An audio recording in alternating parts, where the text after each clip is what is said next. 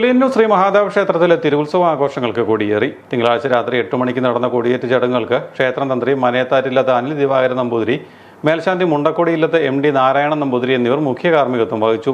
കൊടിയേറ്റിന് മുന്നോടിയായി കൽപ്പാത്തി ബാലകൃഷ്ണൻ തായമ്പക അവതരിപ്പിച്ചു. കൊടിയേറ്റ് സദ്യയ്ക്ക് ശേഷം പ്രശസ്ത ഭജൻസ് ട്രൂപ്പായ നന്ദഗോവിന്ദ ഭജൻസിന്റെ സാന്ദ്രാനന്ദലയം അരങ്ങേറി. ആയിരങ്ങൾ ഭക്തിഗാന തരംഗണിയെ ആസ്വദിക്കാനെത്തി.